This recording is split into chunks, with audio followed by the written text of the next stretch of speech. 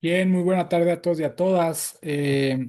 Para efectos de la asistencia, pues el día de hoy no va a contar para las compañeras que se han decidido sumar al día sin ellas, pero pues sí tendrían que ver la grabación en YouTube y pues ahí podrían poner su asistencia, ¿vale? Para efectos de la constancia. Para lo demás, pues no hay ningún problema.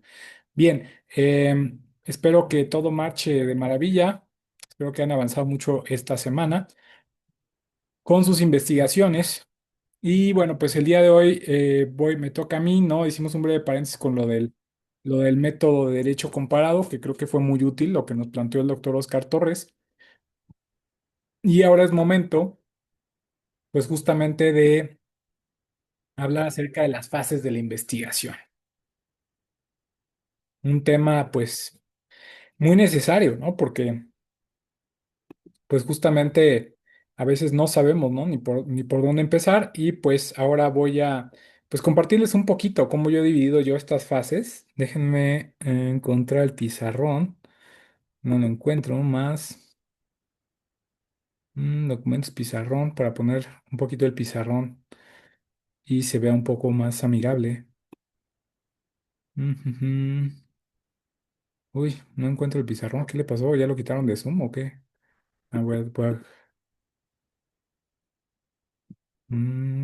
Compartir, ¿no? Pizarrón, ¿o qué era? Pantalla, documentos, avanzado, clips, archivo, video, diapositivas. Mm, Segunda cámara, ahora no sabía que se podía eso. Encuentro todo menos lo del pizarrón. Reaccionar. Ah, caray, ya se llevaron mi pizarrón. ¿Qué onda con eso? Subtítulos, votaciones. Aquí está pizarra, ya lo encontré. Bueno, nosotros hemos jugado mucho con la idea de la analogía del arquitecto, ¿no? Y del plano. Entonces decíamos que de alguna forma el primer paso, pues es saber, pues exactamente qué es lo que vamos a construir, ¿no? Y dónde vamos a construir, ¿no? Eso era nuestra principal premisa, ¿no? De alguna forma. Es decir, revisar el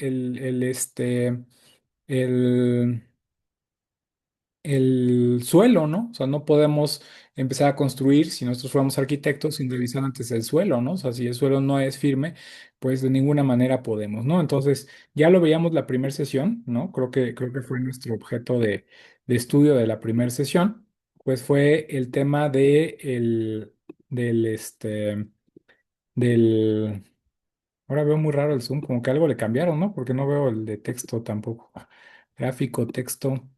Mm, lápiz. Ah, caray. Aquí algo me cambiaron. Aquí está. ¿No? Entonces, lo primero que nosotros tenemos que ver es, si sigamos esa analogía, ¿no? Revisar el suelo. ¿Y qué es revisar el suelo? Hacer el protocolo de investigación. ¿Vale? Entonces, digo, pero van a hacer la revisión del estado del arte. Estado del arte. El arte. Ya se acuerdan que nosotros ya veíamos cómo hacer la revisión del estado del arte, es decir, qué implicaba la revisión del estado del arte, que es bastante laborioso, ¿no? Segunda fase, que es la que vamos a platicar el día de hoy, incluso vamos a tratar de platicar de otras fases para ya dejar en claro un poquito esto.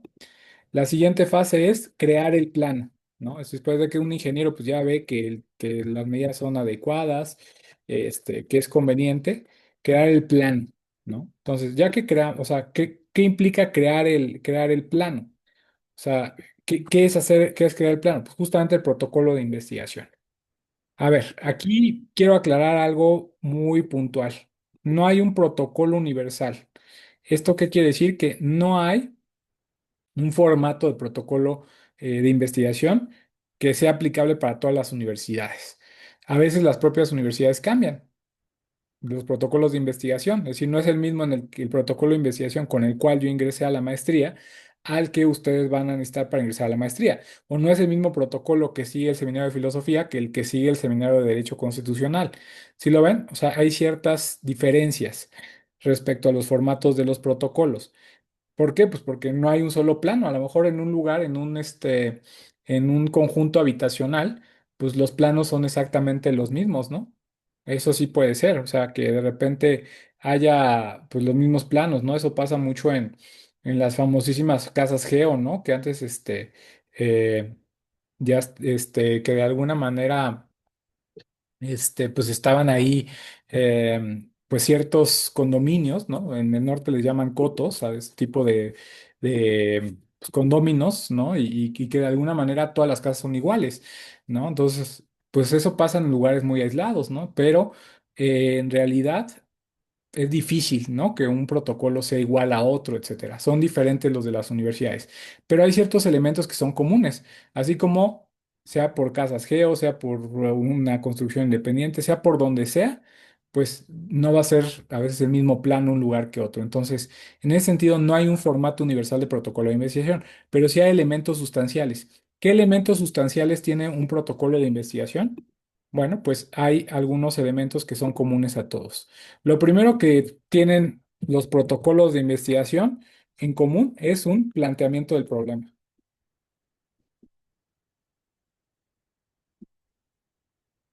¿Qué tiene que tener un planteamiento del problema? Creo que ya lo habíamos avanzado. Hechos y datos.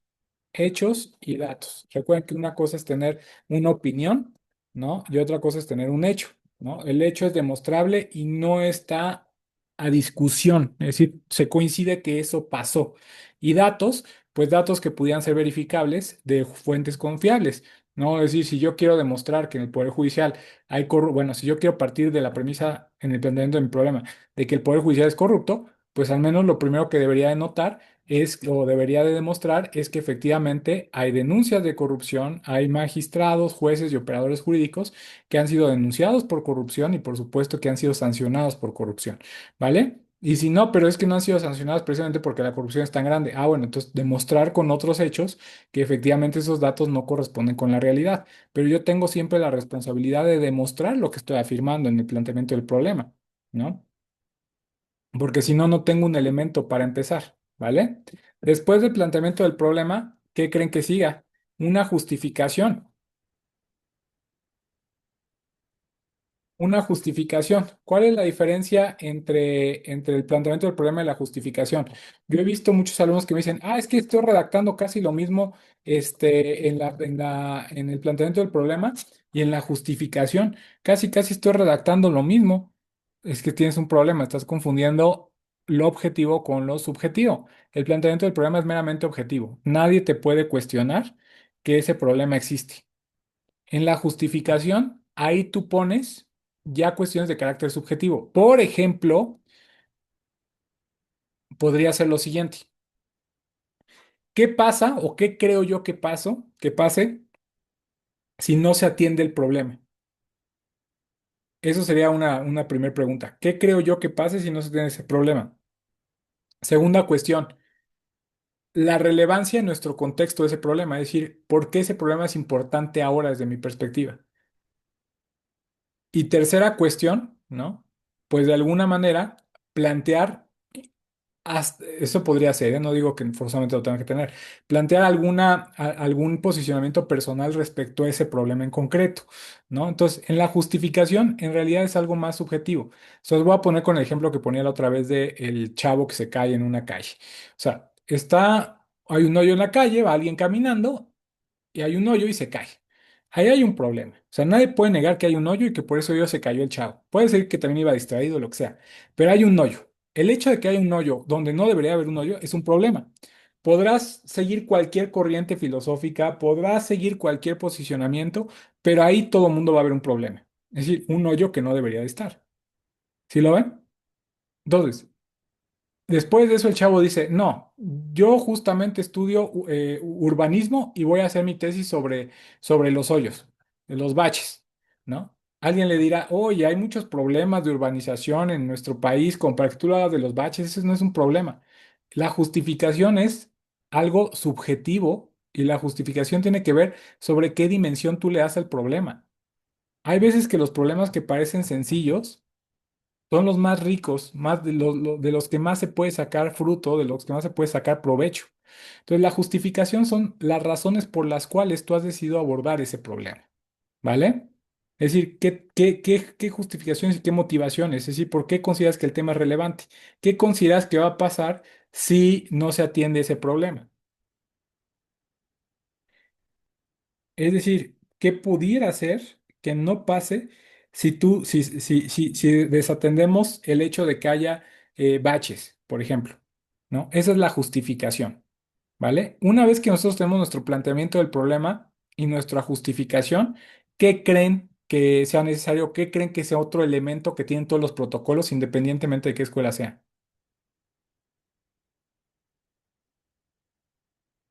¿Qué creen después de la justificación? O sea, primero planteamos un problema. La hipótesis. Todavía no. Todavía no.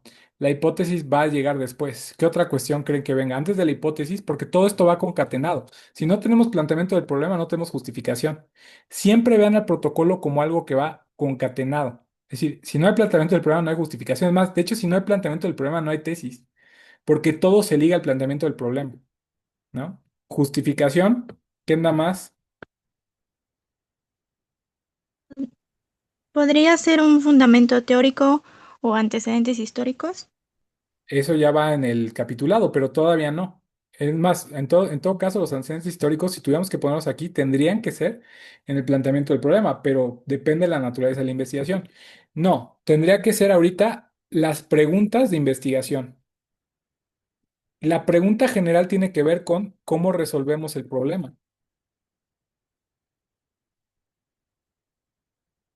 Un error muy frecuente es preguntarse el problema. Por ejemplo, En vez de que la pregunta principal sea ¿cómo se puede erradicar la existencia de baches en la Ciudad de México? La gente suele preguntar, ¿no? O sea, suele preguntarse cosas que ya se dan por hechas o por dadas en el planteamiento del problema, ¿no? Por ejemplo, ¿hay baches en la Ciudad de México? Eso no puede ser porque eso fue tu planteamiento del problema. ¿Sí lo ven? O sea, eso no puede ser tu pregunta de investigación porque eso ya justificaste que sí hay en tu planteamiento del problema, ¿no? Entonces, tu pregunta principal es ¿cómo voy a resolver el problema?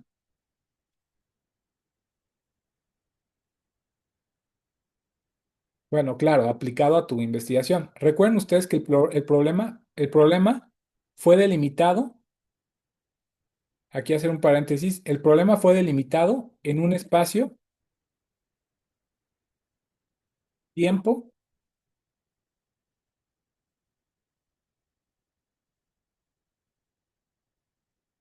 circunstancia,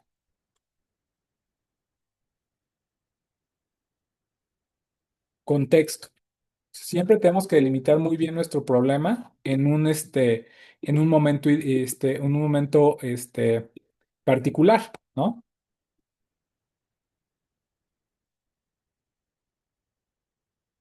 Preguntas de investigación. Entonces, ¿cómo voy a resolver el problema? ¿No? Y ya de ahí vienen preguntas secundarias, ¿no? Preguntas de investigación. Entonces, la primera sería la pregunta general. General, ¿cómo voy a resolver el problema? Ya las preguntas secundarias,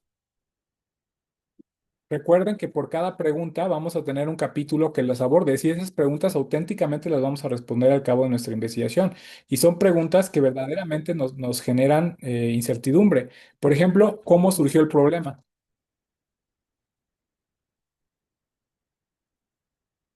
Ahí es donde de alguna forma ustedes pueden poner pues varias cosas, ¿no? O sea, pueden poner todas las cuestiones históricas, pueden decir, bueno, pues se halla a partir de tal, en la antigüedad se veía tal, etcétera. ¿Qué otra pregunta secundaria?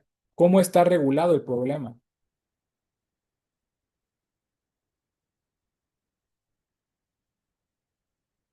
El problema. Por ejemplo, ¿cuál es la legislación nacional e internacional acerca del problema? ¿Qué es el problema? Bueno, antes de eso, antes de la legislación, ¿qué es el problema? No cuál es, qué es el problema, es decir, cómo conceptualizas qué es el problema y cómo se ha tratado, qué es, cuál es y cómo se ha tratado, se ha problematizado. Esa sería nuestra segunda pregunta secundaria, ¿no? ¿Sí lo ven?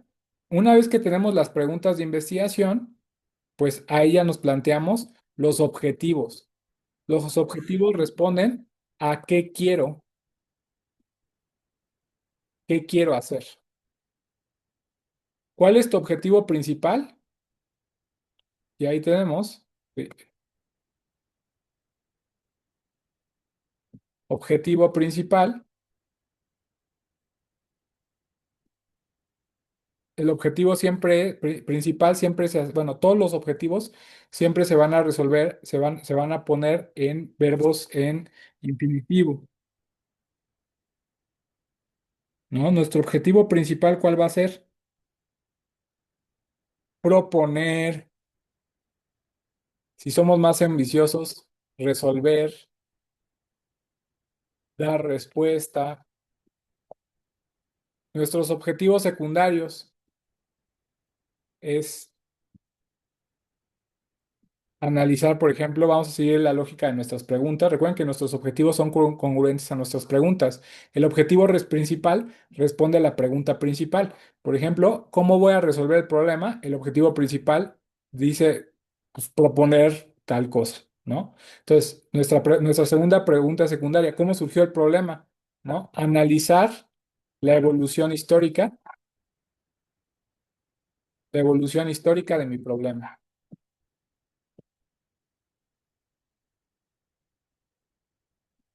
¿Sí lo ven? A ver, hasta aquí cómo vamos. ¿Alguna duda o alguna cuestión que quieran decir? ¿Qué otro podría ser? Entonces, para la primera pregunta, que va a ser nuestro primer objetivo, o sea, ¿cómo surgió el problema? Entonces, analizar la evolución histórica del problema. Segunda pregunta de investigación, ¿cuál es el problema y cómo problematizarlo? ¿Qué se entiende? Perdón, eh, describir qué, describir cuál es el problema y qué teorías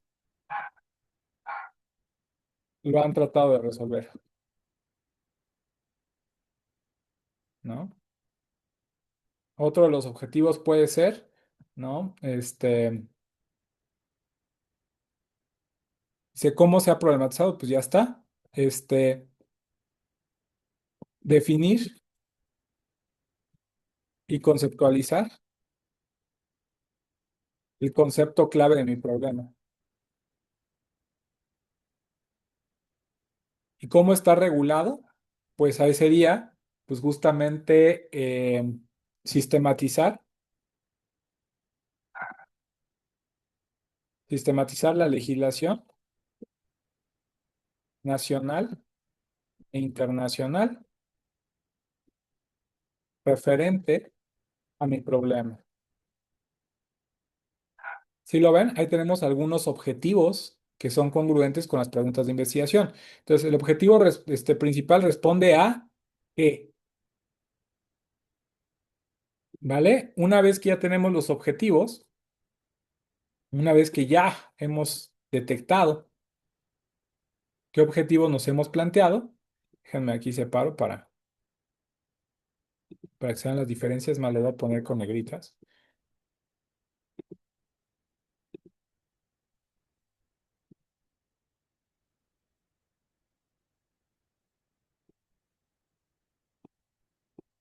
para que se vean las diferencias. Muchas gracias, Israel. Eso del problematizar lo vamos a ver, cuando veamos justamente el tema de los distintos métodos y particularmente el tema de la heurística, ¿no? Pero ahorita vamos a ver qué objetivo podría ser el de problematizar, ¿no?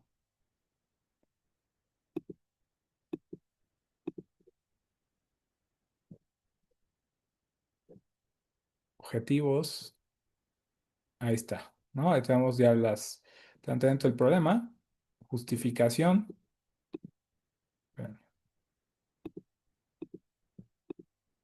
justificación, ¿no? Ahí está, y objetivos, ¿no?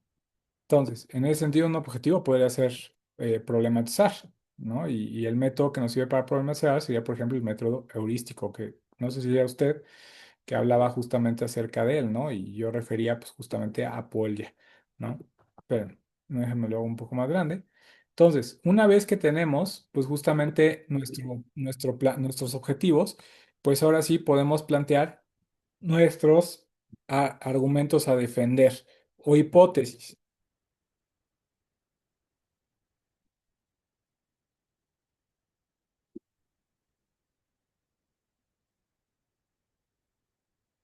¿Ok?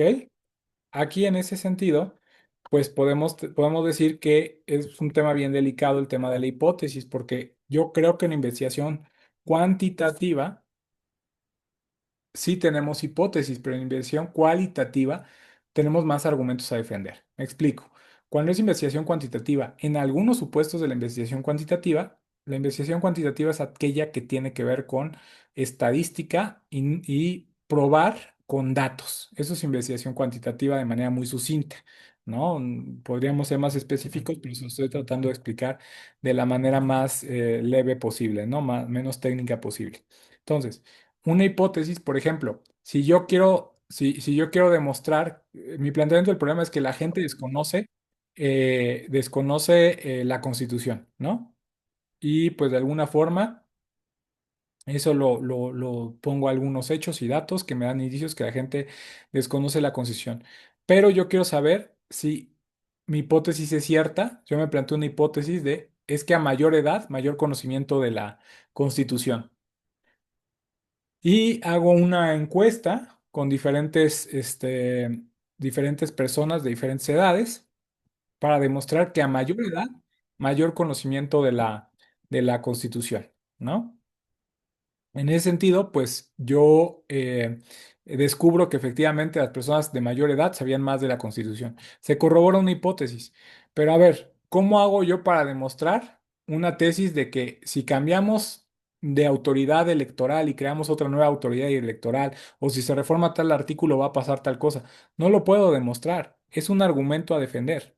Entonces, a veces nuestras investigaciones terminan con una hipótesis, ¿no? Más que partir de una hipótesis, terminan de una hipótesis. Entonces, tenemos de dos. Si tu investigación es cuantitativa, seguramente tendrás una hipótesis, si es cuantitativa. Si es cualitativa, pues tendrás algo más parecido a un argumento a defender. ¿Sí se entiende? ¿Cómo se responde a la hipótesis? Ah, bueno, pues la hipótesis es la respuesta tentativa que tienes a tu pregunta general de investigación. Respuesta tentativa, justificada, que tienes para responder a tu pregunta general de investigación. Esa es tu hipótesis, tu argumento a defender. Este es un tema controversial porque hay gente que afirma que en el derecho y en la investigación cualitativa tenemos hipótesis. Yo no lo creo así, pero es un tema de mucha discusión y de hecho en este tema remo sobre corriente porque la mayor parte de la gente dice que hacemos hipótesis en derecho. Bueno, yo no creo francamente esa idea, pero bueno, pues yo creo que hacemos más argumentos a defender, ¿vale? Y después de la hipótesis eh, tenemos ahora sí el marco teórico conceptual, ¿no? Aquí en el marco teórico conceptual, pues básicamente tenemos cinco conceptos, al menos, al menos cinco conceptos fundamentales y cinco teóricos necesarios para poder comprender nuestra posición y que serán de utilidad, mejor dicho, serán indispensables a lo largo de la investigación. Estos conceptos los vamos a definir, ¿no? Vamos a definir qué tenemos por tal y ahí vamos a citar, ¿no? Alguien me preguntaba, ¿se cita en el protocolo? Pues sí, hay partes que sí. Entonces ahí sería un ejemplo de ello, ¿no? Después vamos a tener el marco metodológico, técnico metodológico, ¿ok? ¿Qué viene en el marco técnico del metodológico? Las respuestas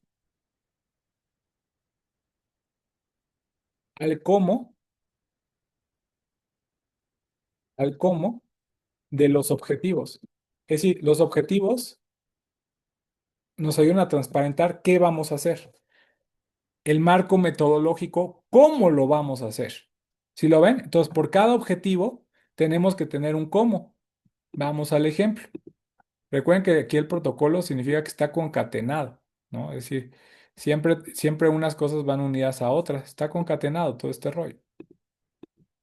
Uy, ya no encuentro. Aquí está, ¿no? Entonces, tenemos los objetivos. ¿Qué quiero hacer? Analizar la evolución histórica de mi problema. Entonces, ahí podemos tener, pues, por ejemplo, el método histórico o el método analítico. ¿Sí lo ven? Entonces, nuestro propio objetivo nos va diciendo qué método vamos a establecer. Describir cuál es el problema y qué teorías lo han tratado de resolver, ¿no? El método descriptivo y vamos a utilizar la técnica documental. ¿Sí se ve? Entonces, nuestros propios objetivos nos van a decir qué métodos vamos a necesitar para llegar al cómo de los objetivos.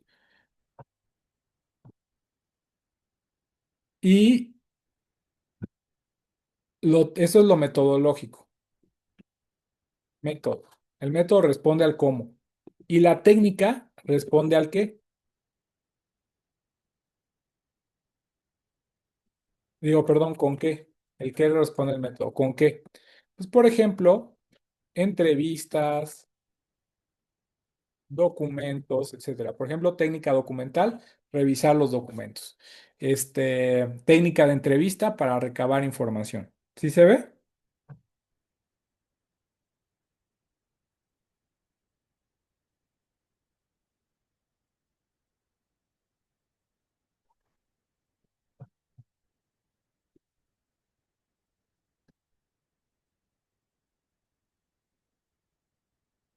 Entonces, el marco metodológico responde al cómo y el marco técnico al con qué. ¿Va? ¿Qué más tenemos? Marco teórico conceptual, marco técnico metodológico, hipótesis. ¿Qué otra cosa tendría que tener forzosamente un protocolo? Lo que nada se escapa es un índice tentativo. ¿Qué suelen tener cuáles son los capítulos básicos que suele tener un índice tentativo? Un capítulo histórico que responde a dónde surgió el problema y cómo se ha abordado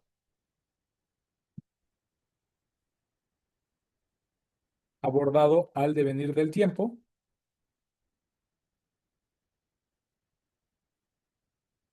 ¿Qué otra cosa? Capítulo 2, marco conceptual, marco teórico conceptual,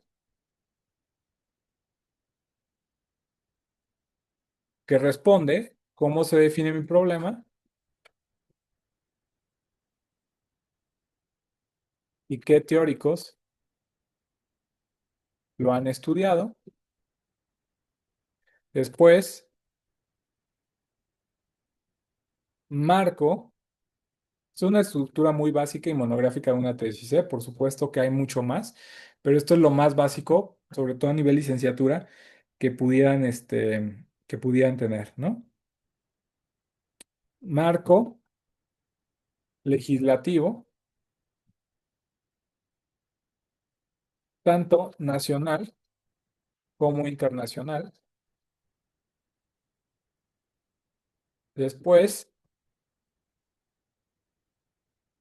el último capítulo, pues justamente es el que tiene que ver con el desarrollo de la propuesta.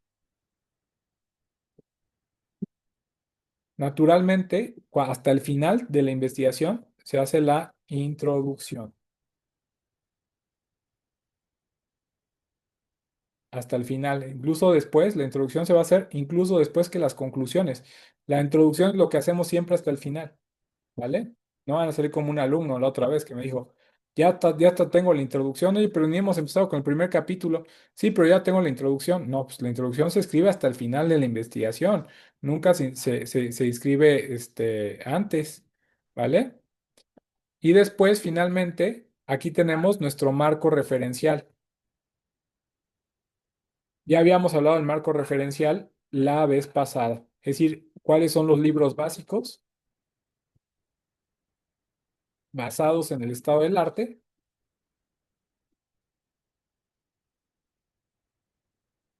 que debemos consultar para el desarrollo de nuestra investigación.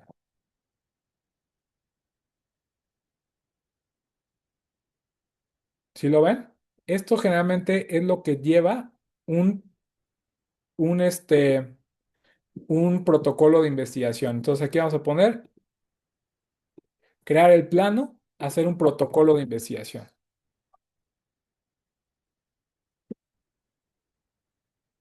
¿Sí lo ven? Entonces, ¿cuál fue? Vamos poniéndole este nombre a las fases. Vamos a poner, mejor dicho, fase uno. Fase uno, revisar el suelo. O sea, revisar qué es escrito de mi tema. Fase 2, ya que revisamos qué es escrito del tema, ya que hacemos el estado del arte, ya hacemos el protocolo de investigación. ¿Sí lo ven? Esas son las fases para hacer una tesis. A ver, no sé si aquí en crear el plano, que es lo que hemos visto esta sesión, obviamente lo del estado del arte lo vimos en la sesión pasada, pero, pues de cómo se hace un protocolo, no sé si alguien tenga alguna duda o algo que quisiera problematizar, o a lo mejor en el formato de su, pues de su tesis, de que le pidió su escuela, su seminario o lo que sea, es diferente y no saben cómo llenarlo. A ver, alguien que quiera hablar acerca de o que tenga duda con el protocolo de investigación, con toda confianza, ¿eh? Estamos aquí para solucionar dudas.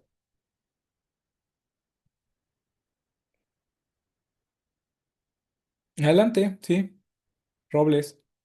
Sí, gracias. Yo tenía una duda acerca del capitulado, más bien. Si, por ejemplo, estamos hablando de algo que es histórico, pero que sigue ocurriendo hoy en día, el capítulo de historia, por ejemplo, podría abarcar otros capítulos o podría mencionarse en otros capítulos. O sea, no sé cómo explicarlo, pero, por ejemplo, mi tesis está muy relacionada a relaciones geopolíticas. Entonces, tengo como ese problema de que, pues, ha llevado demasiado tiempo, desde bueno, desde la Segunda Guerra Mundial hasta hoy en día. Y siento que ese tipo de relaciones ha afectado a ciertas estructuras jurídicas. Entonces, no sé si el primer capítulo podría abarcar toda la historia o tendría que delimitarlo aún más. Ok, usted está utilizando categorías metodológicas de la geopolítica para analizar qué institución. La Corte Internacional de Justicia y la ONU. Ok, en el capítulo histórico, lo que usted va a poner es la génesis de la ONU, la justificación de por qué surgió, qué problemas quiso resolver y de alguna manera usted tiene varias opciones.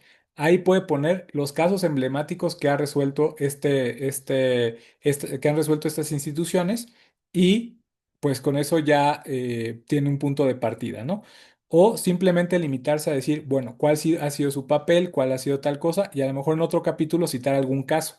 Pero el caso va a ser siempre a modo de ejemplo, ya no va a ser que usted lo vaya a poner, ¿no? Salvo que tenga un capítulo especial para hacer un análisis del caso o tenga algún análisis de derecho comparado o algo así. ¿Sí se ve? Por ejemplo, si usted va a tener un capítulo especial, que ya sería una tesis que sigue otra lógica, o sea, otra lógica capitular, usted tendría, por ejemplo, análisis del caso de Ruanda, por ejemplo. ¿Sí se ve? Sí, sí, sí, sí se ve. Y utilizaría categorías históricas, pero no podría ponerlo en el capítulo histórico porque está hablando de algo muy concreto. En el capítulo histórico lo que va a poner es cómo evolucionó esta institución, cuál ha sido su finalidad, si se ha cumplido, si es correcto el discurso, decir lo que dice para que fue creado, quién lo creó, y si realmente ha cumplido su función en el devenir del tiempo o no la ha cumplido, ¿no? Eso lo va a problematizar en el capítulo histórico. Ah, ok.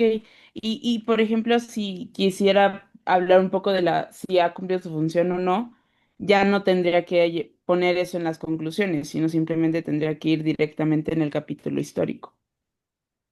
Bueno, en las conclusiones, lo único que va a hacer es es hasta el final, pues simplemente poner pues los hallazgos más valiosos, ¿no? Incluso a lo mejor algún dato histórico que no es tan fácil o que cambia la interpretación de esa institución. ¿Sí se ve? Entonces, en las Ah, conclusiones ok. siempre a ver, las conclusiones es un punto y aparte y recuerden esta regla. Nada que no sea desarrollado en la tesis puede ir en las conclusiones. ¿Sí se ve? Entonces, todo Ok. en las conclusiones hay nada más bien una recopilación de los hallazgos más importantes de nuestra investigación, pero no puede haber nada que no se haya, de lo que no se haya hablado en el desarrollo de la tesis, ¿vale? Ok, vale. Muchísimas gracias, profesor. Gracias a usted, Renata. Tengo una pregunta en el chat, déjenme ver de quién es. Bueno, al principio Israel, buenas tardes. ¿Qué tenemos que problematizar y cómo problematizamos? Porque me confunden las diferentes concepciones. ¿Qué estás escuchando al respecto? ¿Podemos profundizar? Sí, sí vamos a profundizar en eso, como se lo decía. Si quiero, nada más lo retomo para aclarar que sí lo vamos a hacer. Y justamente vamos a utilizar la palabra problematización como una estrategia metódica, ¿no? Es decir, vamos a utilizar justamente la heurística como método problematizador, ¿no? Problematizar palabras más o palabras menos, lo entiendo de alguna forma como la capacidad de encontrar problemas en tópicos o aspectos que parecen no tenerlos. Eso es la capacidad de problematizar. Para problematizar podemos utilizar la mayéutica o podemos utilizar otras estrategias complementarias de preguntarnos por qué es así y no de otra forma. Esa sería la pregunta estelar de una problematización. ¿Por qué las cosas son así y no de otra forma? Sería un muy buen punto de partida para problematizar. Y porque si son así, ¿por qué no habrían de poder ser de otra forma, etcétera? Así es, así empieza la problematización, es decir, cuestionar acerca de la naturaleza, alcances y límites de un tópico en concreto que es de nuestro interés, ¿vale? Y Cintia nos dice, yo tengo también duda del capitulado. ¿Se escriben capítulo histórico, marco teórico ya en el momento de presentar el protocolo? La respuesta, Cintia, es que usted puede hacerlo así, pero yo le propondría nombres más creativos. Es decir, en el fondo, el nombre capítulo histórico sería como el maniquí. Usted le puede poner al maniquí una ropita para que no se vea tan ruin. Por ejemplo, análisis geopolítico de la ONU en el periodo 1923, no, 1923 no existía, en el periodo 1960-1980. ¿Sí lo ve? Ustedes los disfrazan con nombres más retóricos, pero en el fondo es un capítulo histórico. ¿Sí ve? Entonces, Cintia, en realidad no es que tengan que llamarse así, pero estos nombres son el maniquí. Usted los viste tan bonito como usted quiere, ¿vale? Es decir, una cosa es la envoltura y otra cosa es el producto, ¿no? El producto es el capítulo histórico, pero la envoltura va a decir a lo mejor análisis historiográfico de tal institución, del periodo tal a tal. ¿Sí lo ve, Cintia? Entonces, en realidad uno es el nombre genérico y otro es el nombre más divertido que va pues en concordancia con su tesis, ¿no? Por ejemplo, eso pasa también con las marcas, ¿no? Una cosa es Radio Móvil Dipsa y otra cosa es Telcel. Pues suena más bonito Telcel. Es decir, usted le va a poner nombres pues más simpáticos, que suenen con más impacto, pero al final del día va a ser un capítulo histórico, un marco conceptual, ¿no? Por ejemplo, en el marco teórico conceptual sería, ¿no? Eh, Definir el aborto, límites y alcances de los conceptos jurídicos, por ejemplo, ¿no? Una cosa así podría ser un nombre atractivo, pero en el fondo lo que está tratando es tanto las teorías como los conceptos. ¿Sí se ve?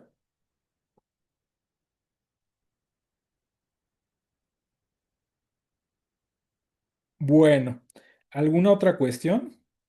Perdón, yo sí tengo una duda, pero no encontré cómo levantar la mano. Adelante, Avi, por favor, si fuera tan gentil. Sí, profesor, una cuestión. Cuando se trata de propuestas a reformas de ley, em, ahí podemos, o sea, decía que podemos manejar como hipótesis la defensa de nuestros Elemento a argumentos. demostrar, eh, pues, ¿cómo explicaría cómo lo voy a demostrar? Ok, a ver, tengo dos preguntas. La primera de Cristal y la segunda de Avi. Avi se cortó y ya no la pudimos escuchar. Y de Cris ya tengo la respuesta, nada más que déjenme escuchar tanto la de Avi y las respondo las dos. Adelante, Avi, es que se cortó y no escuchamos.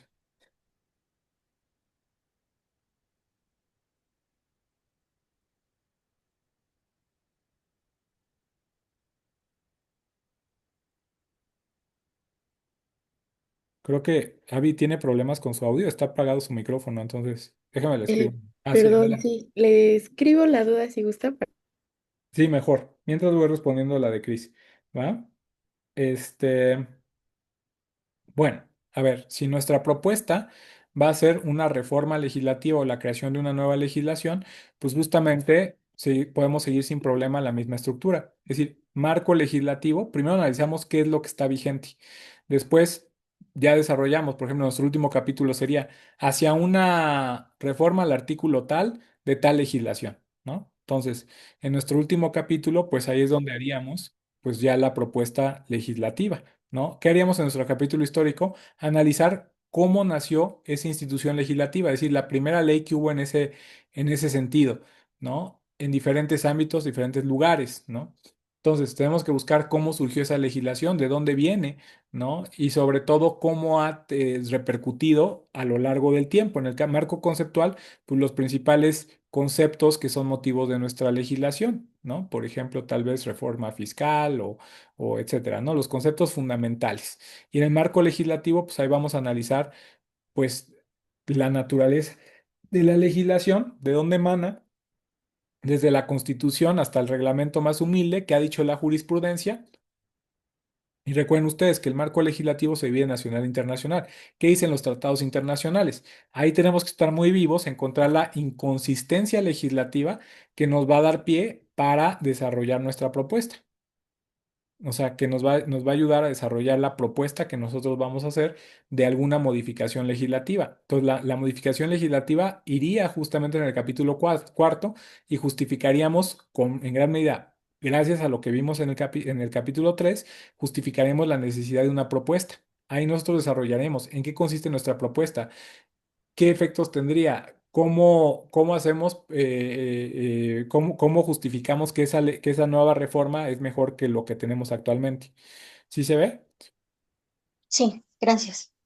Y Avi, usted quería decir algo. Ah, ok. Dice, mi duda es relación entre el marco teórico y metodológico y la hipótesis. Si lo que tenemos es un argumento a demostrar cómo se responde la parte esta parte, o solo se responde del cómo y con qué para el marco teórico conceptual. A ver, en el marco teórico conceptual no respondemos nada. Simplemente estamos diciendo qué teorías aceptamos y qué no teorías no aceptamos en el marco teórico conceptual y sobre todo la claridad conceptual. ¿Qué entendemos por los conceptos principales que abordan nuestro problema? Entonces, básicamente, en el marco metodológico, digo, pues en principio el marco metodológico no se ve tan claramente. De hecho, nosotros en la introducción es ahí donde aclaramos. La metodología para esta tesis fue tal, tal, tal cosa. Entonces, el marco metodológico no se ve en ningún capítulo. El marco teórico, pues desarrolla pues, justamente las teorías principales. Y donde se ve nuestro argumento a defender va a ser en el último capítulo, donde nosotros planteamos nuestra propuesta. ¿Sí se ve? Ahí es donde se va a ver nuestro argumento a defender, en el último capítulo en la propuesta concreta. Y pues en el último capítulo ya vamos a poder utilizar de manera fluida nuestros conceptos, ¿vale? ¿Sí se ve? Vale, Avi. Si tuviera alguna otra cuestión, con todo gusto, dígame. Usted fue mi alumna, ¿no, Avi? Hace mucho tiempo. ¿O la estoy confundiendo? Sí, sí la recuerdo en filosofía del derecho, ¿no? También estudia filosofía, si no mal recuerdo, ¿no? Ah, entonces sí es usted.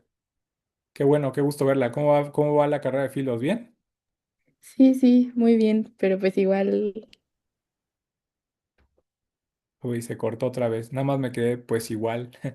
A veces cambia mucho la estructura metodológica de filosofía y la de derecho, porque generalmente en filosofía están trabajando otra naturaleza de problemas y a veces cambia mucho el estilo de un protocolo de investigación. Pero pues, nosotros estamos aquí pensando más en una investigación de derecho, ¿vale? Entonces, ¿alguna otra cuestión que quieran trabajar o si quieren, em, nos quedamos aquí en la fase 2? Son 7 fases. La próxima sesión, el lunes, no tenemos sesión como tal. ¿Por qué? Porque es puente.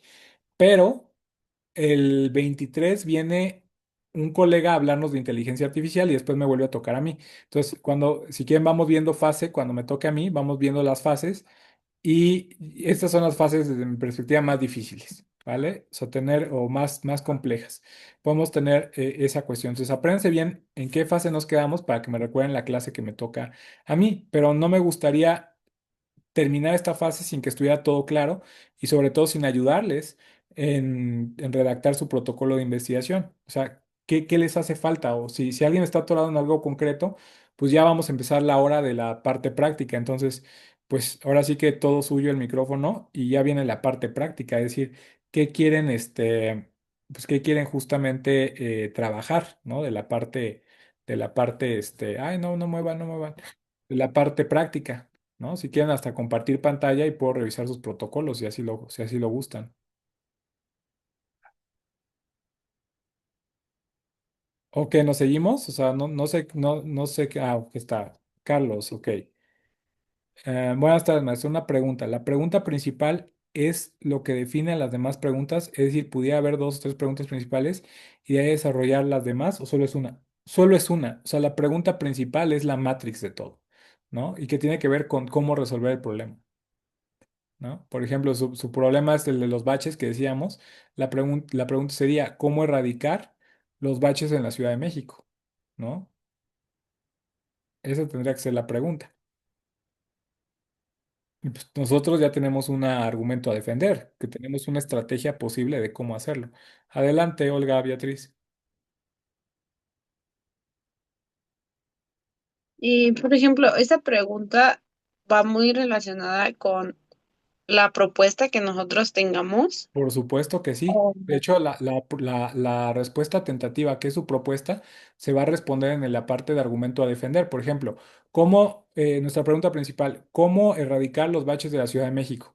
Y nuestro argumento a defender sería, es necesario dotar a las alcaldías de un presupuesto fijo y de que no fuera facultad de cada alcaldía la licitación para la pavimentación, sino que fuera un recurso federal y que todo el país hubiera un mismo material y una misma empresa constructora, o que incluso el Estado se encargue de producir eso. Supongamos que esa es su hipótesis o como usted cree que va a resolver el problema. ¿Sí se ve? Sí, sí, lo entiendo. Gracias. Entonces, eso sería muy novedoso, ¿no? O sea, decir, bueno, que para evitar tranzas solamente haya una forma de adquirir el concreto con el que se tapan las calles. Porque si se fijan, digo, la verdad es que no soy especialista en eso y por supuesto no he hecho ninguna tesis de eso, pero creo que fue el ejemplo que pusimos y me parece interesante que lo podemos explotar. O sea, si ustedes se fijan, llueve y empiezan los baches. Lo raro es que solo pasa en México, ¿no? Porque en Estados Unidos uno va a las carreteras, los freeways y todo ese tipo de cosas y pues no ve los baches, ¿no? Entonces, a ver, ¿qué características habrían de tener como mínimo el pavimento que se pone y que no solamente sea criterio de una delegación o no, sino que fuera un requisito universal? Esa podría ser una solución. Entonces, ese sería su argumento a defender. Usted tendrá que demostrar, sobre todo en su último capítulo y en su marco conceptual, por ejemplo, tendrá que aclarar qué es pavimento, qué elementos tiene el pavimento, qué teóricos defienden que este pavimento es bueno y el otro no lo es. ¿Sí se ve, Olga? Sí, sí. Y eso a partir pues de un caso pues bastante hipotético, ¿no? Dice Dayana, profesor, buenas tardes. Quería saber dónde iría la parte del derecho comparado, por favor, en un capítulo aparte o en la legislación. Muy interesante, Dayana. Depende qué vaya a hacer usted. Si usted va a hacer una tesis de derecho comparado, ahí sí ya cambia un poco la estructura de nuestro capitulado. Es decir, usted tendría que hacer, pues básicamente, en los antecedentes históricos, cómo surgió esa institución en otro país, ¿no? Tendría que hacer cuál es el marco conceptual, es decir, cómo se entiende ese país, qué teóricos son los que determinaron que se hiciera esa institución o no. Y, por supuesto, un capítulo entero de la legislación de ese país, ¿no? Y pues ya tendría que tener en sus propuestas, pues justamente ese análisis de cómo se podría adaptar a la realidad mexicana, ¿no? Pero si usted solamente va a usar la técnica de derecho comparado, usted ha dado un buen punto, ¿no? Por ejemplo, usted quiere decir simplemente, no derecho comparado, sino técnica de comparación o de derecho comparativo, es decir, simplemente comparar cómo ha sido en otros países, pues ahí usted en el capítulo legislativo podría poner marco jurídico nacional, marco jurídico internacional y un tercer apartado entre ese capítulo de países que pueden influir a la mejora de tal cosa, o países pioneros en tal institución. Y ahí pone simplemente Argentina. No, pues Argentina hizo eso. ¿Cuál es el criterio de clasificación para escoger esos países? Pues que justamente esos países se destaquen por ser países que pues son pioneros, son punta de lanza o cuyos resultados sean visibles a la comunidad internacional.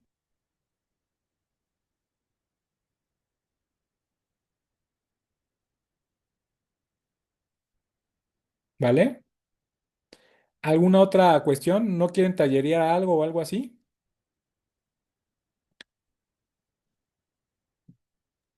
Yo tengo una parte de mi Ujú. planteamiento del problema, Ajá. pero igual, o sea, sigo como que formándola No importa, le y, ayudo. ok, para ver si Si más o quiere menos compartir voy la bien. pantalla. Ajá. A ver. mm,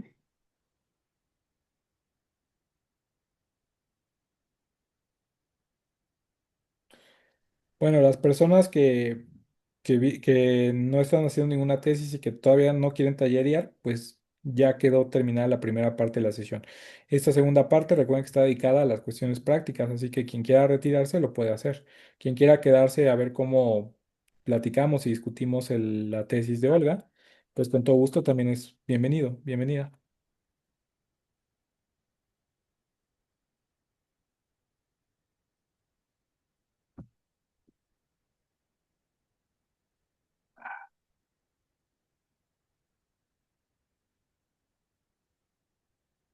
Listo, Olga, cuando usted decida, ¿eh? Ya puede compartir la pantalla. Sí, gracias. Esto, mm,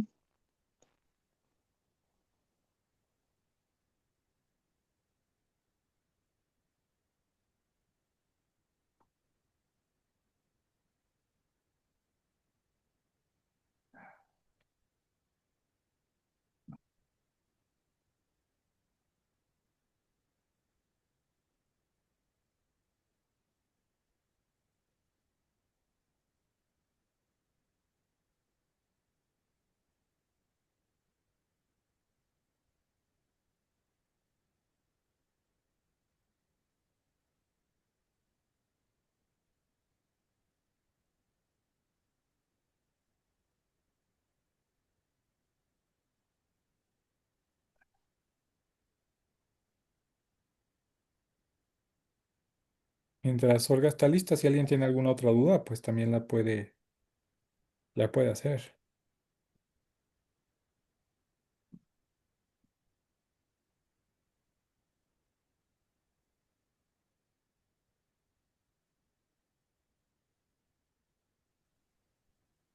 Tardes, doctor.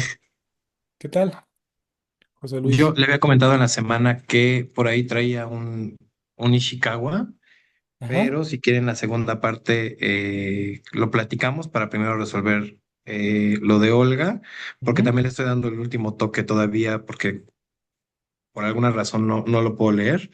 ok. Sí, sí, Entonces, con si hay calma. Si tiempo, no, la próxima sesión no pasa me nada cuando gustaría usted verlo. quiera. Ajá. Gracias. No, gracias a usted. Eh, ¿Cuánta bibliografía es lo adecuado para una tesis de licenciatura? ¿Esta bibliografía tiene que ser lo más actualizado? Es una excelente pregunta, Carlos. En realidad, hipotéticamente, lo mínimo que piden, hasta donde recuerdo, son 30 fuentes bibliográficas y unas 10, 15 hemerográficas, ¿no? Eso creo que es lo mínimo. Y pues nosotros vimos en el estado del arte, pues que sí, la mayor parte de nuestras fuentes de consulta tendría que ser bibliografía pues de los últimos 5 años sería lo ideal, ¿no? Es decir, ahorita una buena bibliografía sería de 2021 para acá, pero en realidad, pues, o 2020, 2021, ¿no? Porque todavía no pasa 2026, pero pues sí sería, eso sería lo ideal. Pero también depende mucho de su tema de investigación, Carlos, porque si usted va a analizar, por ejemplo, una figura histórica, pues por mucho que tengas algo actualizado, pues no va a suceder así, ¿verdad? O sea, necesitamos recurrir a veces a fuentes pues, totalmente antiguas, porque a lo mejor estamos estudiando algo muy histórico. ¿No? Por ejemplo, a mí me pasó ahora, estoy escribiendo un artículo acerca de el plan de estudios de 1968 a 1977. Entonces, para analizar eso, pues tuve que meterme en fuentes históricas. Así pues, la mayor parte de la investigación, pues, no tiene fuentes actuales, porque es un tema que no ha sido de actualidad o es un tema más historiográfico y mi objetivo es demostrar un debate muy antiguo, entonces no tengo fuentes muy recientes, pero si usted quiere analizar, por ejemplo, unos temas coyunturales, por ejemplo, la inteligencia artificial y la regulación jurídica, pues a fuerzas tendría que buscar fuentes muy actuales. ¿Si lo ve, Carlos? Muy, muy actuales.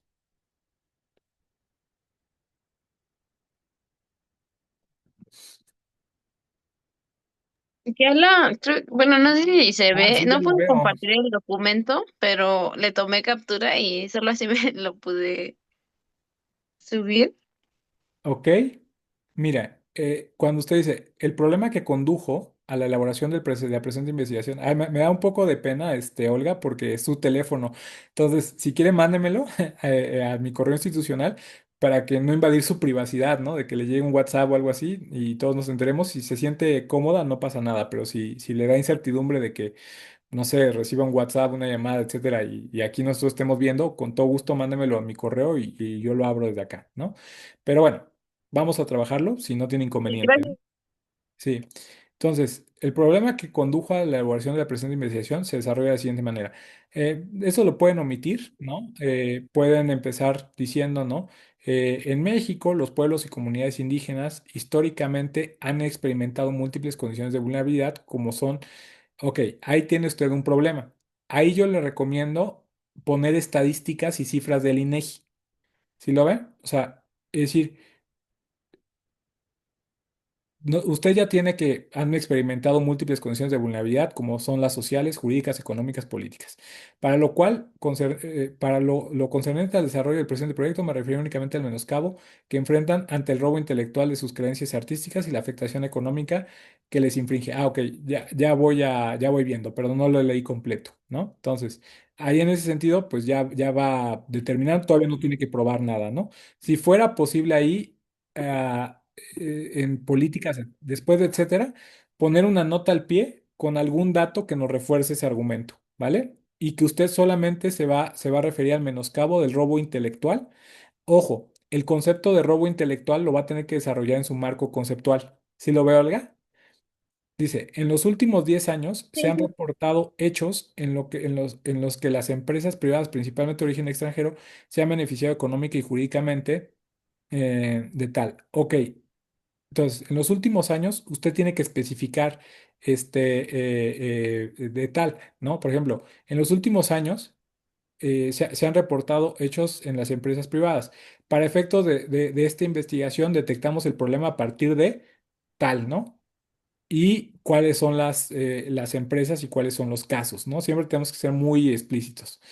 De acuerdo con Patricia Briceño, en más de una década se conocen alrededor de 15 casos de apropiación cultural indebida de artesanías en ornamentos entre 2014 y 2026. Muy buena referencia. Eso ya nos está dando un argumento de una autora, ¿no? Me parece muy bien, ¿no? Entonces usted puede limitar su investigación justamente en ese periodo, 2014-2026, y destaca como principales afectados a los pueblos y comunidades indígenas del estado de Oaxaca al ser víctimas constantes de la reproducción ilegal de diseños textiles. Bien, ¿no? Ahora vamos a poner, pues, qué casos son y ahí está, muy bien. A continuación se muestra una tabla con algunos hechos aportados por medios periodísticos. Excelente. Olga, muy bien, ahí pone datos. Podemos ver la siguiente página.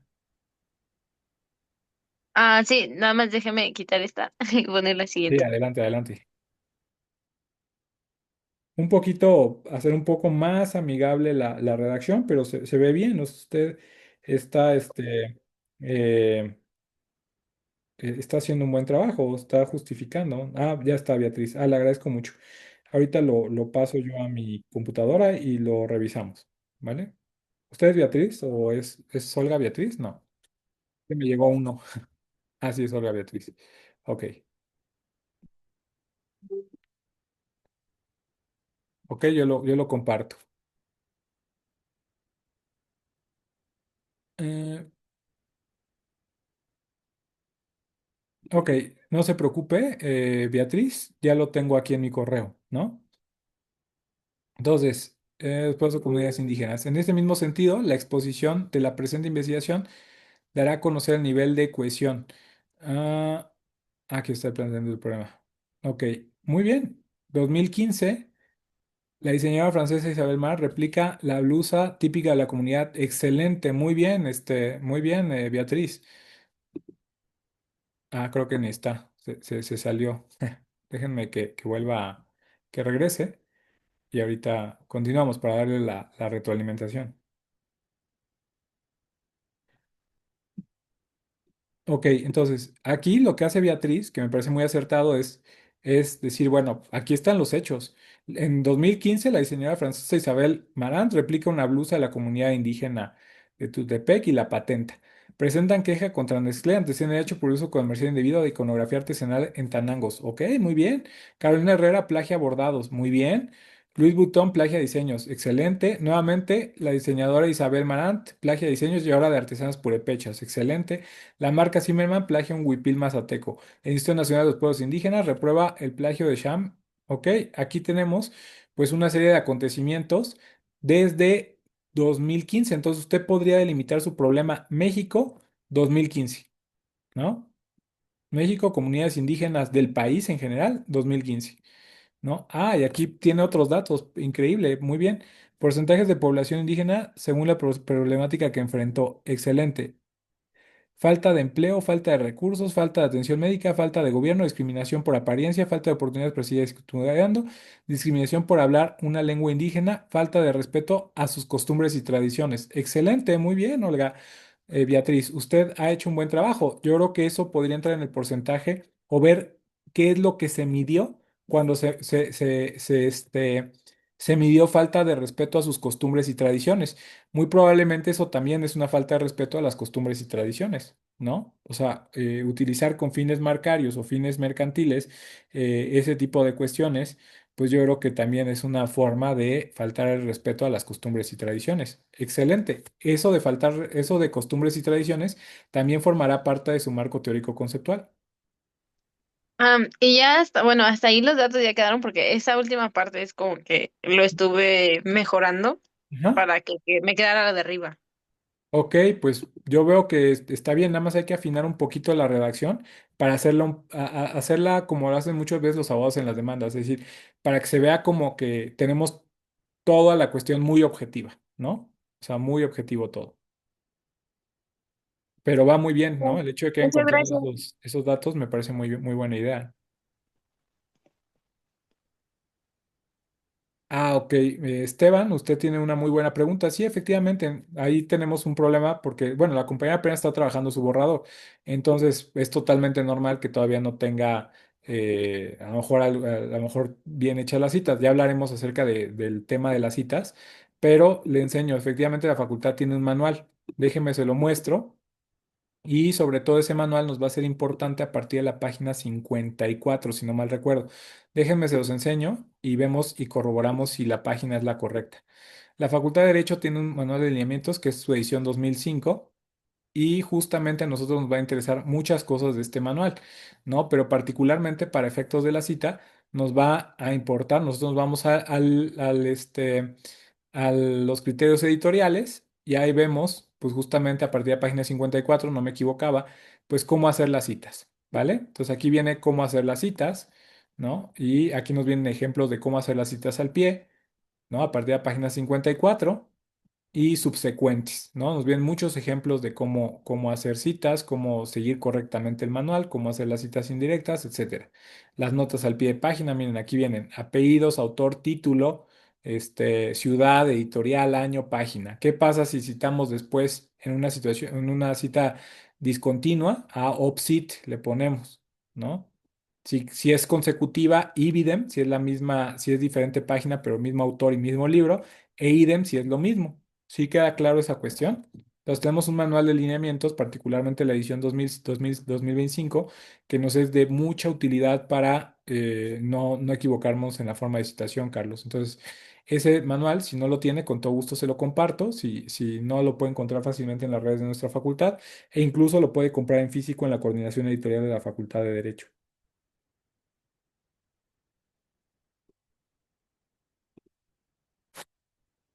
¿Vale? Si usted es de posgrado, en posgrado tienen su propio manual, pero tampoco hay problema. De hecho, por ahí hubo un acuerdo de consejo en que se va a utilizar el manual 2025. O sea, el que les acabo de enseñar es el que, em, pues justamente el que va a tocar.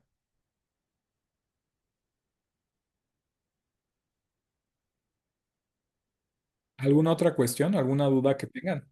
Adelante, Sandra. Gracias, doctor. Una pregunta, aprovechando la cuestión que hicieron hace rato sobre derecho comparado. Ujú, Ve que tuve ahí algunas modificaciones en mi protocolo por las observaciones que me hizo mi tutor. ujú. Entonces me quedé ahorita pensando, como voy a poner también unos ejemplos justo de derecho comparado, ¿eso los podría incluir en el capítulo 2 donde hablo sobre el sistema de cuidados? Ok, sí, a modo de ejemplo siempre podemos poner algo de derecho comparado, pero ya hacer un estudio de derecho comparado, pues sí requeriría todo un capítulo. Entonces, a modo de ejemplo, siempre que nosotros querramos, podemos poner ahí algún ejemplo o hacer uso de la técnica de derecho comparado. pero ya algo más específico, o sea, de adaptación y todo eso, pues sí requeriría pues alguna jerarquía curricular, ¿no? Tendría que recordarme un poquito más del protocolo, o sea, sí recuerdo el tema y recuerdo más o menos la estructura, pero pues ya tiene como, pues ya un rato, ¿no? Que no le echamos leída a ese protocolo, entonces tal vez me equivoque, si no eso lo platicamos con más detenimiento, ¿no? Porque si no lo tengo ahorita tan claro.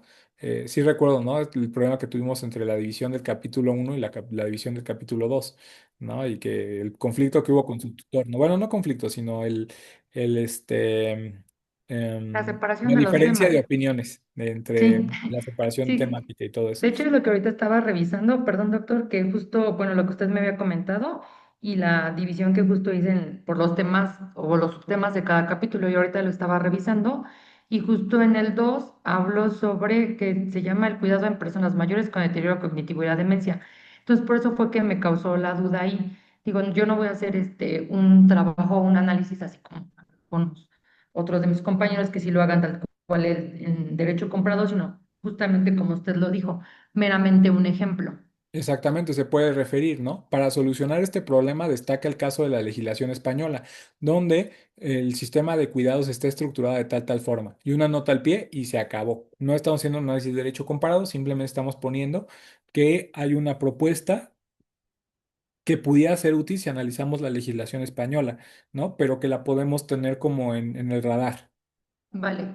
Sí, porque también me causó duda tal vez en mi capítulo tercero, que Ujú. era de lo de las instituciones y los programas que existen, pero sí, déme mi oportunidad entonces de estructurarlo y así después me puede apoyar usted Sí, en donde lo podamos, donde lo puedo ubicar, se lo agradeceré bastante, doctor. claro. Muy amable, gracias. Oh, gracias. ¿Alguien más quiere comentar algo en esta parte de la, pues de la parte práctica del taller? Bueno, si no, no se preocupen, siempre tienen oportunidad y recuerden, ustedes no les dé pena y si fuera necesario, pues eh, pues ya eh, podemos, pues justamente hacerlo en lo individual, ¿no? Es decir, nos ponemos de acuerdo y un día que esté libre yo y un día que estén libres ustedes y pues les doy atención particular, ¿no? No hay ningún problema. Obviamente totalmente gratuito. Israel, sí, adelante, Israel, ¿usted quiere decir algo? Sí, ya tengo Ah, sí. aquí el Ishikawa, pero tengo Ujú. varias dudas. Voy a compartir mi pantalla. Ajá. Mm, está.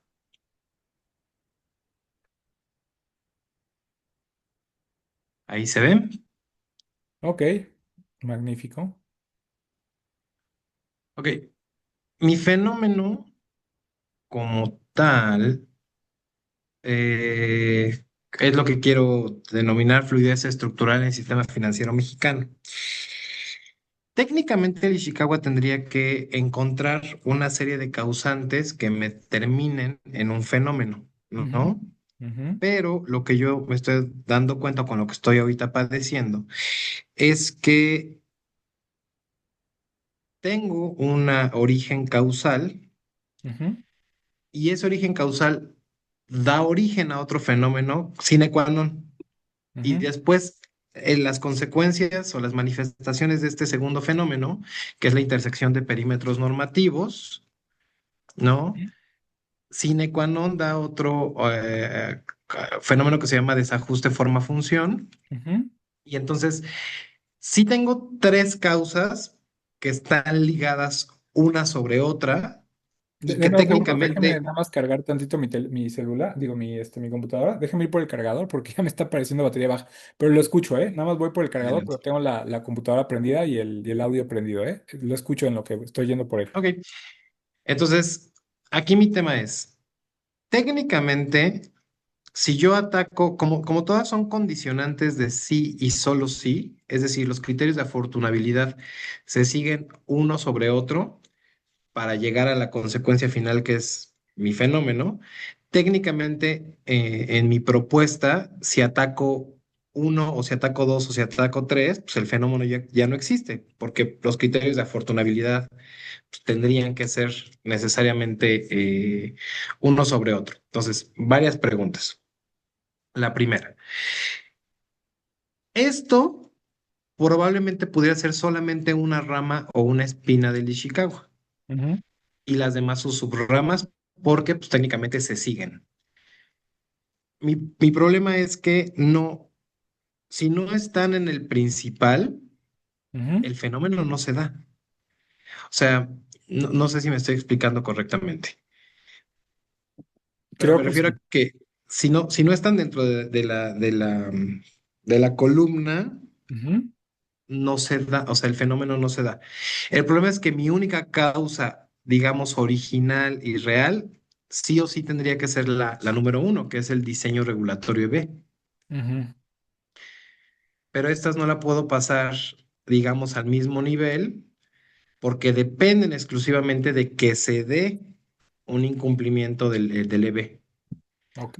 Entonces, digamos, sin entrar a los conceptos, nada más meramente gráfico es con lo que estoy batallando porque si no, no lo puedo transcribir a cómo se da el fenómeno. Ujú. Bueno, No sé si me expliqué. sí, bueno, creo que sí. A ver, voy a tratar de parafrasearlo. En principio, compañeros y compañeras, hay veces que antes de nosotros poder redactar nuestro planteamiento del problema, a veces tenemos que mostrarlo gráficamente o a veces tenemos que ilustrarlo. Muchas personas también lo usan con viñetas, ¿no? Y eso es algo bien interesante y bien bonito porque nos ayuda a clarificar nuestra mente, ¿no? Entonces, el compañero hizo un diagrama causal muy interesante y puede que ustedes lo vean y digan, híjole, no le entiendo, pero en realidad no tienen por qué, porque es realidad el entendimiento es para él, no para nosotros. Y eso es algo bien bonito. Yo siempre se los digo, por ejemplo, a mis alumnos de método del caso, le digo, a ver, tienen ustedes un caso, o sea, antes de tratar de buscar la legislación y lo que sea, primero tienes que entender el problema, ¿no? Y a veces tienes que hacer líneas del tiempo, a veces tienes que hacer, o sea, tú como postulante a veces tienes que hacer línea del tiempo, mapas conceptuales, tienes que hacer una serie de cosas, ¿sabes? Entonces, en ese sentido, pues este diagrama causal que nos presenta el compañero, pues justamente lo que nos dice o lo que yo entiendo es que es un problema tan específico que necesita ciertas causales para que se dé. Y si de resolverse ese problema de manera directa, sería un efecto dominó que resolvería otros problemas, ¿no? Entonces, por eso, el método que decíamos que tal vez podría ser útil para el colega, pues justamente sería el método del caso. ¿Por qué? Porque justamente es un problema tan específico, pero que se puede materializar. Y si ustedes se fijan, la mayor parte de problemas jurídicos son así. Por muy semejantes que sean, siempre tienen una particularidad, pero esa particularidad nos puede ayudar justamente al efecto dominó que plantea, ¿no? Entonces, por lo que entiendo, pues justamente es que eh, hay unas variables, si es que se me permite usar la palabra variable, que ya hemos de hecho nuestras restricciones al respecto, pero vamos a utilizarlo, vamos a darnos una licencia para usar. Esa variable llamada incumplimiento, ¿no? Es la que va a determinar pues justamente el problema, ¿no? Y ahí es donde va justamente el compañero a justificar su planteamiento del problema. Es decir, justamente en la hipótesis del incumplimiento. ¿Estoy bien o entendí algo mal? Y justamente a partir de ahí va a ser justamente el problema. Este es un caso atípico del planteamiento del problema, porque puede ser un problema hipotético. ¿Qué es lo que quiere demostrar o que creo yo que quiere demostrar el compañero? Es que la legislación no está contemplando, o la legislación o el sistema bancario no está contemplando un tópico, un tópico particular, ¿no? Entonces, ¿cuál sería el problema? Que justamente no se está considerando este incumplimiento, ¿no? O no se está considerando uno de estos factores, ¿no? Del diseño regulatorio, hasta donde tengo entendido, ¿no? O no se está o hay un error, un problema en la intersección de perímetros normativos. Eso entiendo yo, ¿no? Entonces, eso es lo que... Más bien el tema es que el sistema permite Ujú. eh, que se traslapen, de hecho se interseccionan perímetros normativos.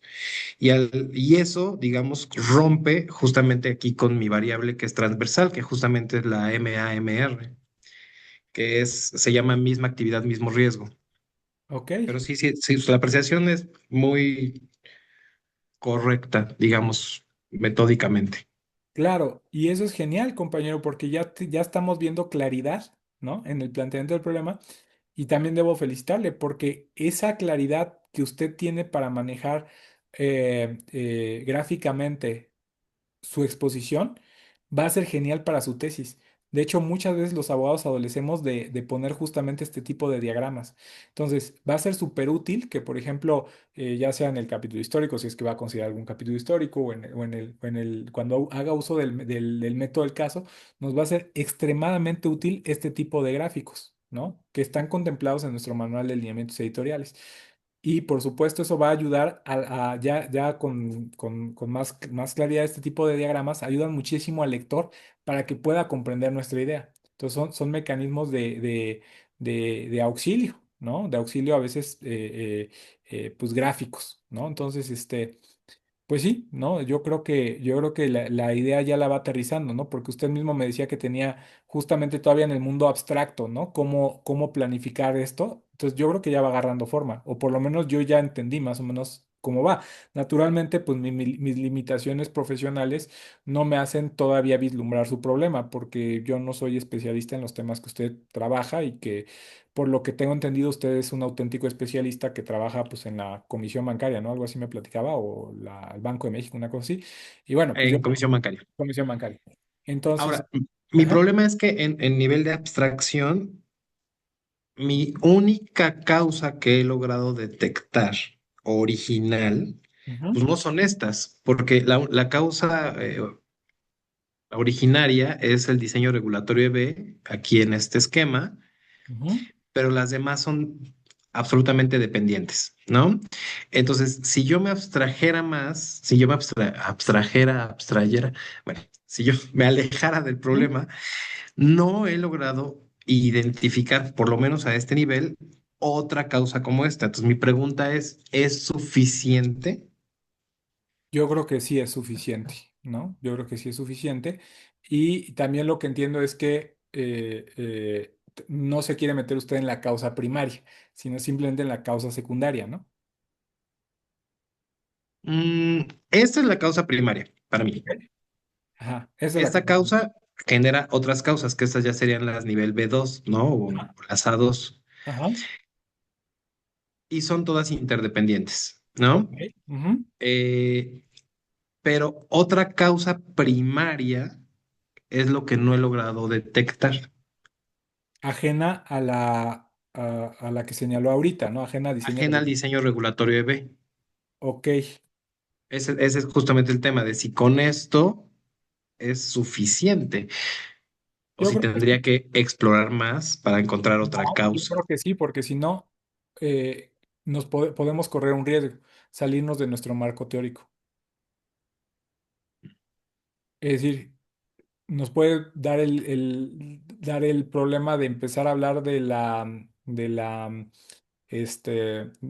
hormiga y terminar hablando del elefante. Entonces, yo creo que lo podemos delimitar ahí, ¿no? Y si llega a salir o llega a generar problema, pues siempre podemos hacer la aclaración o la acotación, ¿no? Ok, ok, ok. Esa era mi primer duda, porque entonces ya con esto termino justamente mi planteamiento del problema, ¿no? Y ya con eso también ya puedo terminar mi hipótesis, ¿no? Que mi Exactamente, ¿no? hipótesis es que de aquí pasamos acá. Esa es mi hipótesis, ¿no? Ok, Porque es demostrativa, ¿no? Quiero ok, demostrar que este fenómeno existe, ok, perfecto. porque no está descrito. Y eso es fenomenal, porque ponerle un nombre a un fenómeno es algo sumamente creativo, ¿no? Por ejemplo, los psicólogos lo hacen a cada rato, ¿no? No, pues que el tal cosa, que el ghosting, que tal cosa, ¿no? Entonces ellos les ponen nombre a los fenómenos, pero también pasa mucho con fenómenos económicos, pero es más difícil demostrarlos, porque generalmente todo tiene nombre. Entonces usted está haciendo algo que va a aportar muchísimo, le va a poner un nombre a algo que está sucediendo y que a lo mejor ni siquiera se habían dado cuenta que está sucediendo. A veces puede ser un fraude a la ley, una evasión fiscal, un mecanismo tramposo de competencia, etcétera, ¿no? O Ahora, una falla en el sistema que está siendo aprovechada eh, pues para beneficiarse ilegítima o ilícitamente de algo, ¿no? O por lo menos sin causa justa. aquí justamente el incumplimiento de MAMR ya está medio determinado y ya medio dice la teoría que es. Entonces yo nomás quiero justamente demostrar esa otra vía o que más bien es un tema sistémico, ¿no? Pero bueno, en segunda pregunta es, mi universo medible para mi módulo empírico, Ujú. mi módulo empírico necesariamente viene. Ta. Aquí, cuando determino la zona de intersección, Ujú. tengo que demostrar que existe movilidad en la zona de intersección, ¿no? Para demostrar que pasa esto y que pasa esto, ¿no? Entonces, digamos que mi módulo empírico empieza al inicio del desajuste forma-función. Ok, Mi decíamos que el universo diseño me... regulatorio es normativo, la intersección de, bueno, normativo o teórico. Intersección de parámetros normativos, meramente lo legislación, y el desajuste forma-función es lo empírico, es decir, cómo, o en términos jurídicos, la eficacia, cómo se plasma todo lo normativo.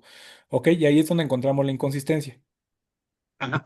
Pues, insisto, están concatenados, Ok, sí, ¿no? sí, claro, claro, pero ahí El encontramos sistema la permite que inconsistencia exista medible, ¿no? Ajá, y en la realidad sí se ejecuta. ok, Entonces, mi universo medible no es tan grande, porque sí lo puedo delimitar.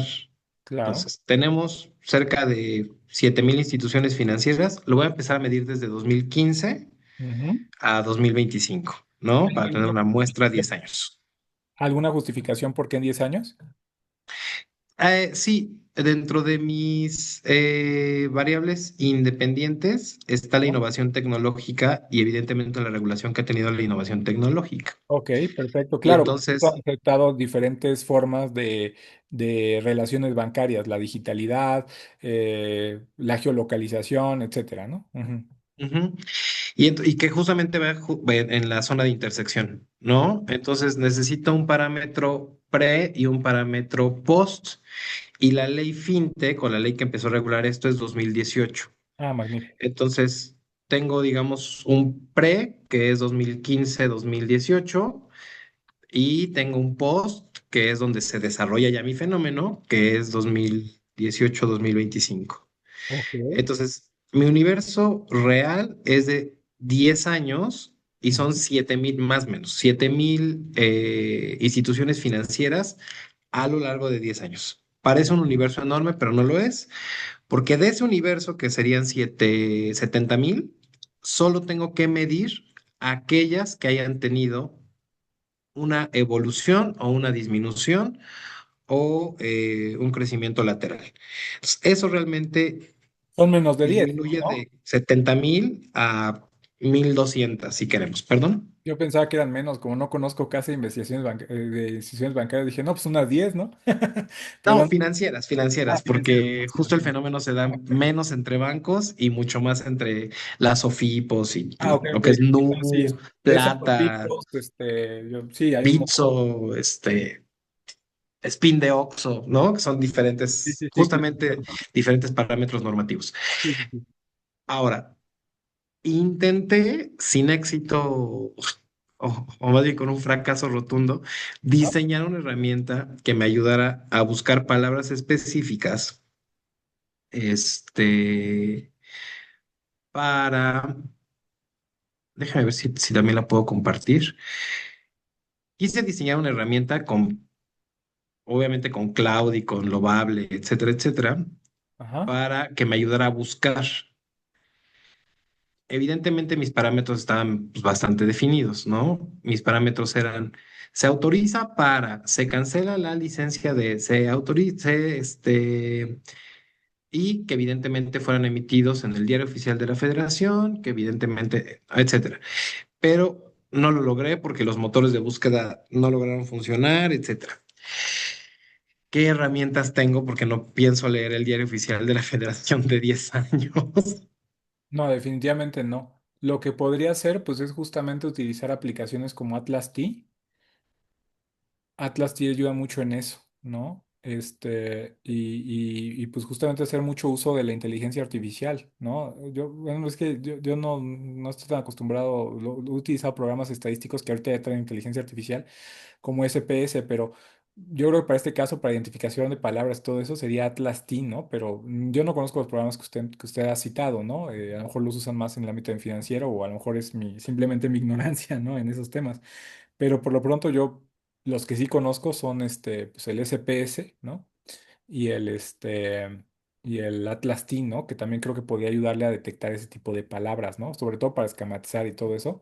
Atlas T era bueno, ¿no? Bueno, lo recuerdo así, ¿no?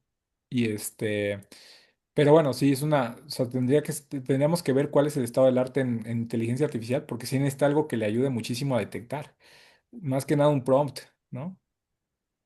Pues, insisto, más allá del prompt, creo que las inteligencias artificiales no han llegado. Ujú. Voy a compartir la herramienta que quise hacer y justo la pregunta es si no tenemos por ahí algún recurso, herramienta que nos permita generar herramientas. No sé si se ve, Ajá, se llama SFM Monitor ajá, y entonces creo que ahí se ve mejor, ¿no? Entonces, técnicamente yo puedo buscar, todos estas son mis criterios de discriminación, ajá. pero los motores no me están dando. La verdad es que se tarda horrores, etcétera. Entonces, no hay por ahí algo que nos enseñe o que nos ayude, una herramienta para hacer herramientas. O sea, esta herramienta la hice yo, de cero, Ajá. y técnicamente es estrictamente para buscar, pero en algo le estoy, este, haciendo terriblemente mal, que aunque ya tengo resultados del DOF y todo, como todavía no logro terminar de desarrollarla y creo que podría mejor desarrollar una en particular que utilizar una ya hecha o utilizar una que ya está hecha específicamente para eso. No sabemos si hay algo. La verdad es que no. Mire, la verdad es que en la investigación cuantitativa no es mi fuerte, ¿no? Le digo que yo soy más de la escuela Atlas T y SPS, ¿no? Que hasta cierto punto sí podría servir para descargar datos. Ahorita los dos traen ya IA y podría ser, ¿no? Que lo intente, pero la verdad es que tiene mucho que no hago investigación cuantitativa real, ¿no? Salvo cuando llevé estadística, a lo mejor en algún momento de mi trayectoria, pues ahí veía algunos programas, pero nada que se compara a lo que usted está haciendo, porque usted está haciendo algo muy serio. Es una clasificación de datos. Entonces, la verdad sí fallo en ese sentido. Ok. En realidad mi método, y es bueno, también parte de mi módulo empírico exclusivamente sería para demostrar que existe. Me va a dar, por supuesto, un resultado y por supuesto que ese resultado se puede ya manipular, ¿no? O sea, ya puedes hacer estadísticas y ya puedes tener data de segundo nivel, etcétera. Pero no es lo que pretendo demostrar ahorita, ¿no? Solamente lo que quiero es decir, se analizó y ahí está. Eso ya lo quiero hacer para artículos. Va a decir, derivado de esta data, demostré que, y ya un artículo de ese sentido. Pero justo también, y lo que volvemos, lo que platicábamos la vez pasada, ¿cómo evitamos el Frankenstein epistémico? ¿No? Porque estuve analizando más o menos justo teoría del caso Ujú, y me va a servir específicamente para complementar el módulo empírico. Es decir, voy a establecer cuáles son los criterios de afortunabilidad para que si A a B, más bien, para que si una institución pasa de A a B, ujú. eso se llame ascendente. Y para que si de A pasa a morado, entonces eso se llama descendente. Y si A se extingue, eso se va a llamar lateral. Por poner ahí un ejemplo. Entonces, y entonces sí necesito meterme a método del caso. Pero para todo el resto, realmente es que no encuentro cómo sería el método del caso. Realmente sería, creo que sí, un tema de análisis normativo, inclusive un tema casi que de more geométrico, por ahí alguien me propuso. No lo veo tan mal. Entonces, no sé si fraccionarlo por módulos y Pues decir que por teoría modular voy a construir mi propio modelo o cómo amalgamar. es que yo lo veo esto tan creativo, ¿no? Lo que usted propone, que justamente lo que tiene que apostar es por la flexibilidad y eclectividad, no epistémica, pero sí metódica. Ok. O sea, tiene que buscar justamente a partir de del propio desarrollo, pues la flexibilidad metódica, pues de empezar a generar estrategias. Justamente eso es lo que yo digo ahí en el MOOC. Digo, hay veces que hay investigaciones que requieren y son tan innovadoras que requieren la creación de un método propio, ¿no? Ok. Entonces, yo creo que este es el caso, ¿no? O sea, que no puede casarse con ninguno. Entonces, hay aquí más que una discusión epistémica, es una cuestión técnico-metodológico, porque realmente eso es lo que es, ¿no? Y que parte de una cuestión descriptiva, y lo que quiere demostrar es una cuestión descriptiva. O sea, esto funciona así, y de alguna forma a esto le llamo X, ¿no?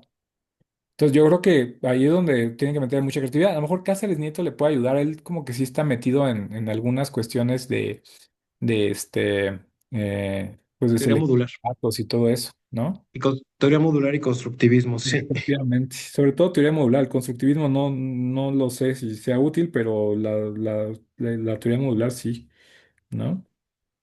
Sí, porque justamente ahorita mi asesor, digamos, del tema, el especialista en el tema, justamente me dice que, que a él le suena perfecto, le suena bien y que financieramente hace mucho sentido, ¿no? Pero que probablemente necesitemos un asesor metodológico porque pues, los métodos de derecho financiero clásicos no nos van a ser suficientes. Entonces, por eso me metí a todos estos cursos y talleres y Ujú. nomás me estoy revolviendo horrible. No, ya le estoy dando más camino, pero Mire, a mí me gustaría verlo un poquito más cuando ya lo plasme un poco en letra, ¿no? Para mí sería un poco más gráfico, ¿no? Sobre todo el planteamiento del problema. Pero en el procesamiento de datos, pues sí, francamente, eso sí ya es una cuestión más técnica, compleja, y yo creo que ahí sí podría ir con la gente de investigación cuantitativa, ¿no? Ellos sí le podrían ayudar muchísimo más a esto. ¿Usted es de formación abogado o es economista? no soy abogado, Ah, ¿en serio? pero pero los abogados financieros vemos mucho número. Ya, sí, la verdad es que sí es muy raro que alguien maneje este procesamiento de datos, muy raro, ¿no? Entonces yo creo que le podrían ayudar más los cuantitativos, ¿no? ¿Dónde encontramos a los cuantitativos? En economía, también es muy, pues la gente de sociología luego también de vez en cuando sale, pero sobre todo la gente que también trabaja actuaría también maneja muy bien estos temas, ¿no? Ingeniería, hay una especialidad en ingeniería financiera.